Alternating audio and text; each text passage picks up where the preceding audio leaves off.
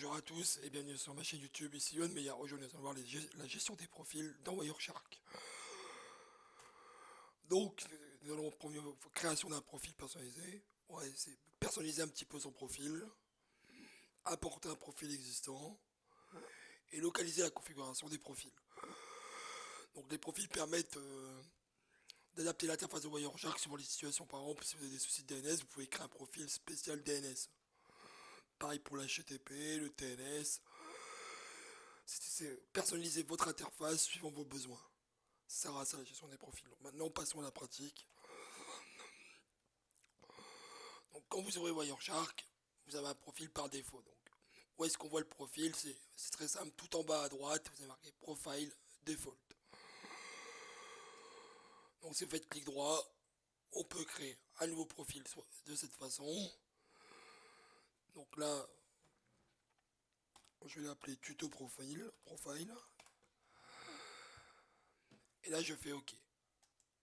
Donc il va reprendre des colonnes par défaut. J'aurais pu aussi, si je vais dans clic droit, Manage Profile, je peux prendre un profil n'importe lequel et le dupliquer. Et avoir les mêmes colonnes pour avoir un truc de base. Donc je reste sur le profil que je viens de créer. Maintenant qu'il est créé, nous allons le personnaliser. Je vois que j'ai l'HTTP, par exemple je vais afficher en colonne tous mes codes HTTP. Je vais le centrer. Je peux rajouter, par exemple, je souhaite afficher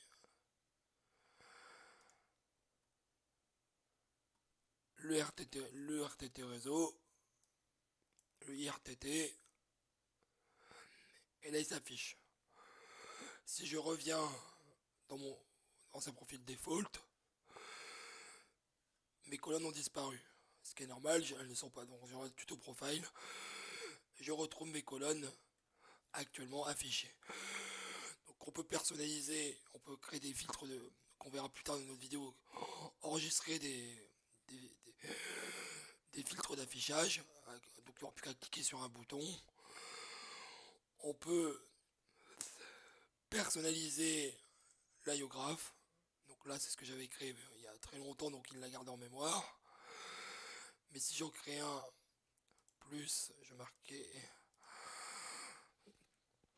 HTTP par exemple, display filter HTTP, et là je mets du vert, et je vais pas le mettre en ligne, et je vais le mettre en diamant. Donc là, et en paquet, donc là je vais fermer. Si je reviens sur mon profil default, statistique IOgraph, je n'ai pas mon graphe sur HTTP, il n'apparaît pas du tout. On va agrandir pour voir tous les filtres, voilà. Je reviens sur mon profil tuto, IOgraph, et là mon HTTP apparaît. Maintenant on peut aussi apporter des profils. Des personnes travaillant sur Wireshark mettent à disposition des profils, donc on peut faire clic droit, apporter par rapport à un fichier zip ou un directory.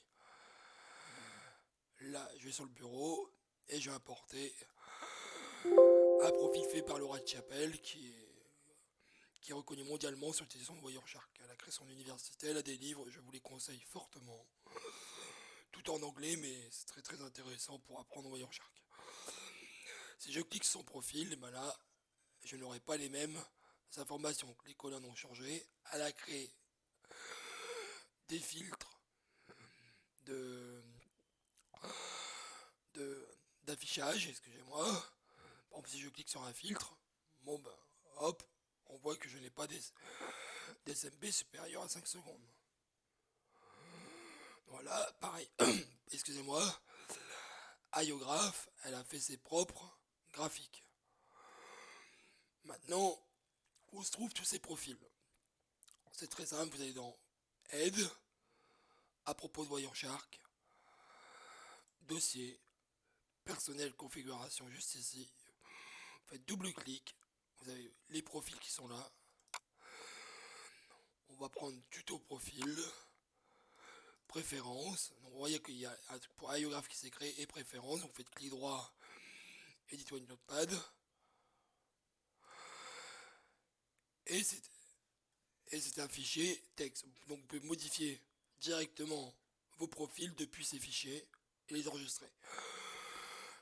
Moi je ne le fais pas, je préfère passer par Wireshark, mais c'est possible de le faire comme ça. Donc voilà, c'est terminé pour aujourd'hui.